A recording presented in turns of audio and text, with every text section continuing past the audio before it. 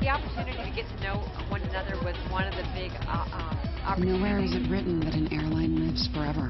Many great ones have come and gone. Be in a new uniform with a new company going forward. We're all looking forward to it. The new Delta, if you look at it closely, their management team is actually Northwest. So this isn't my Delta. Delta's changed quite a bit.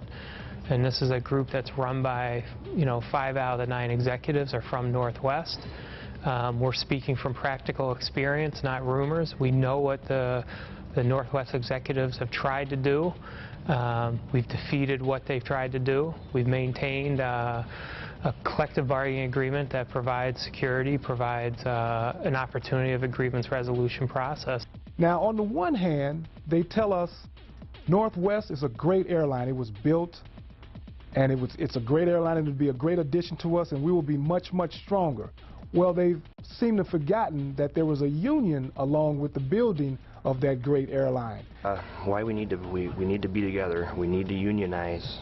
Broken promises, the benefits that we've lost, the wages that we've all lost in the industry. We need to unite as one, being a big airline that we are, to get everything we can back. You have the same leadership at Delta that we used to have at Northwest.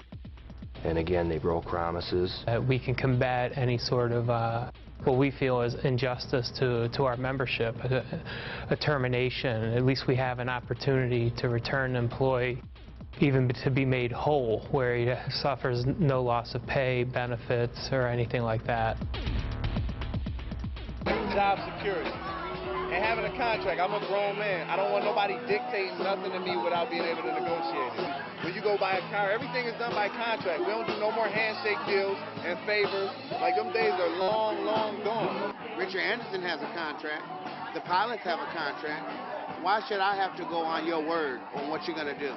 Why do I have to just shake your hand and say we have a deal? I need a union on our property to give us job security protection so that they don't come in and outsource our job at any time. They can't just slowly pull the rug out from under you. I need the union on our property to battle against that, to give us some representation to fight these big corporations. We've made over 40 changes to our flight attendants just in the last 12 months. They really try to have a two-way dialogue with us. We have an open door, and they come directly to us. We can go straight and directly to our flight attendants and immediately create conflict and chaos. The new Delta says you can walk right into my office and we will resolve it. Who speaks for you? Okay, they don't like you, they want you out the door, you go into the office to explain your case, and they still say no. That's what happens when you don't have a union. What are we, children? We don't need a voice? You can just give us whatever you want? Who talks for you? If you have a mental illness, if you have a disability, who speaks for you? Who speaks for you when you get hurt? Right now, if you get hurt, Northwest says it's your fault. If you're a non-union company, you get like 7 days of sick time. If you're a union company, you get to earn your sick time on a monthly basis. Like if you work full-time on your job and you've been a full-time employee, say for 20 years, well, if someone ahead of you decides, and they're part-time, and they want to start working full-time, with a non-union company, they can bump you right out of your position. With a union company, it all goes by seniority. Again, a lot of times it comes to sick with us, we keep accruing time. And they can't take that time away from us. What I understand that on Delta is that you get like 7 days, of sick time, and if you don't use it, you lose it. In 1986, I found out that I had multiple sclerosis. So I've continued working, and I've had my time off. I don't have any sick time. I'm out of sick time. I use it probably at least 1 or 2 a month minimum. But with the union behind me, there's not a whole lot they can do about it. I know there's certain management that don't like it, but there's not a whole lot they can do about it because I have the union behind me. Where's your long-term disability? Where's all the stuff that the union has negotiated for us here at Northwest Airlines that we've got? I was a union member the whole time I was at Northwest, which was just a couple of months short of 40 years, and they've always been good to me.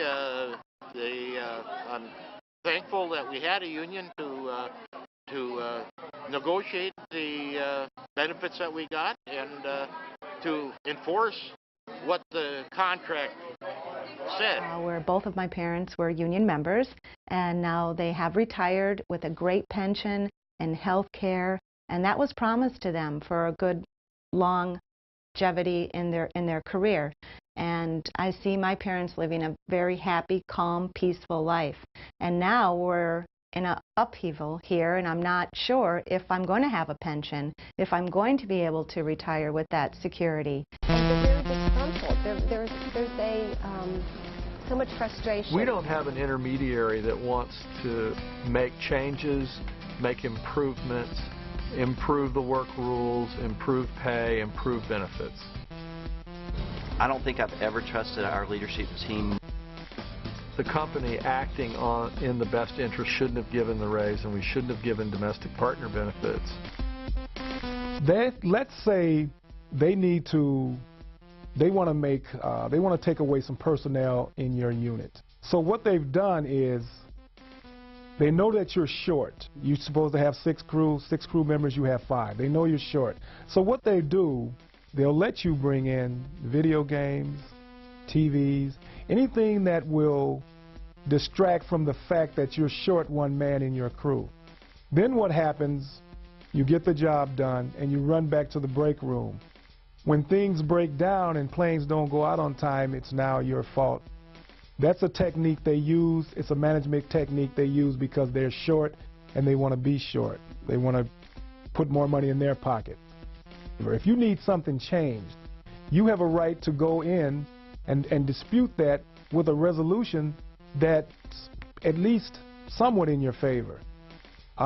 What they're trying to do now is basically take away that right and say we'll make the decision, or someone will make the decision other than who makes the decision? You know, the IEM was, for example, on a Northwest property. We were clearly the only shareholders left at the table. In 1993, we received employee stock option plan, which Richard Anderson, now the Delta CEO, refused to pay after a 10-year accrual. So we were able, as a union, to collectively take the company Northwest Airlines to court, in bankruptcy court, and we achieved $277 million of employee stock options that otherwise would have been negated through bankruptcy. We also achieved $181 million of unsecured claim, which we achieved in bankruptcy, $143 million, approximately 83 cents on the dollar. We sat at the table as shareholders and watched U.S. Bank, Boeing, Airbus. Everybody's stock was eliminated by the courts with the exception of the International Association of Machinists. They wanted to take away our sick time, put a cap on that. Vacation, they wanted to whittle it down to 4 weeks, and numerous other things. They wanted us to pay 25% for our health care benefits. And with the union, we were able to secure 40 stations with baggage handlers, ticket agents, all of our res offices, our headquarters obviously, and still had our layoff protection. We have double severance package that was negotiated. An industry standard will be set by the biggest airline in the industry, and that will be Delta. So I'm not at all convinced by hearing Richard Anderson say that wages are going to be going up because of the industry standard. I believe we need a union on the property at Delta and Northwest for many reasons. One is the job security. Very important right now. There will be a lot of job losses regardless of what anybody's telling us. A lot of office closures. I believe we need it for work rules. At Delta Airlines right now, they're changing work rules as we speak. They're making them harder for the employees. Discipline is coming down real fast and furious. Different than it is on the Northwest properties. You will hear these words, industry standards. And I think the way that they want to operate, if they can change the standards, the pay rates, the way things operate, if they can change those things, it only means more money in their pocket. Remember, this is the new Delta. They have to put in new ways and new means, and their policies are looking towards being unchecked. Thank you for your attention. This information can help you, so it's important to pay close attention. The people that look after compensation make the decision. The Delta Airlines, I believe, are very adversarial. I don't feel that I'm in a very fair relationship. Do nothing, do nothing, do nothing. Delta's always had a superior position. One of the strategies that are being employed right now is the bait and switch strategy. They've offered us a buyout which basically tries to take out the older of us. And the reason they want the older of us out, because that is where most of us are. If they can get the older group to take the buyout, it actually weakens us and divides us. So here's the policy. The younger people can't be involved. They've offered them more money. The older people, they've offered a retirement package that's only going to last for 3 months. So bait and switch, learn those words. That's the new Delta. Say one thing and show you another. Who do you trust? And why do you trust them? When you buy a house, do you just buy it on the say of the realtor's word? When you put money in the bank and the banker says, I'm going to give you 20% or 8% on your money, do you just believe that? Contracts give you the power and the information you need to protect yourself. We're talking about protection. Contract means protection. And the new Delta says you don't need a contract protection, you need Delta protection. What I'd like to see is TW, Teamsters and IM come together. Any airline, AFA, any airline that's representing the industry to help us with this. Because if this big group fails of 13,000 people, it can't. Other unions can't sit aside and say, "Oh well, we'll come out of this okay."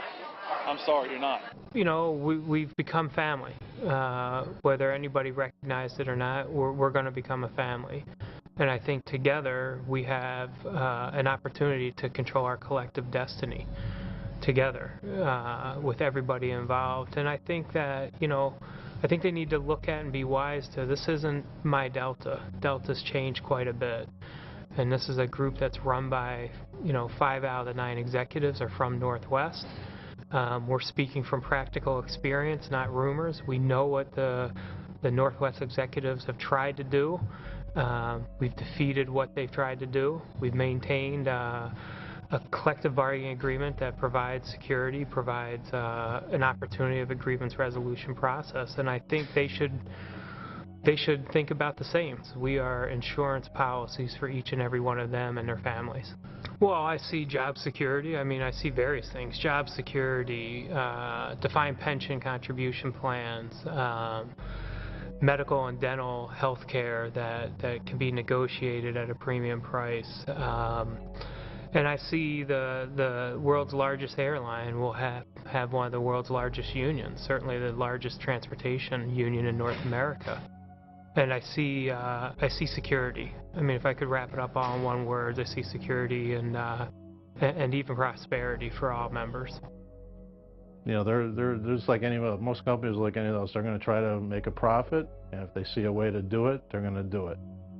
But our objective, again, as being in the union, is to make sure that that profit that they make and is made by hard workers that are out there every day, that profit is dealt evenly.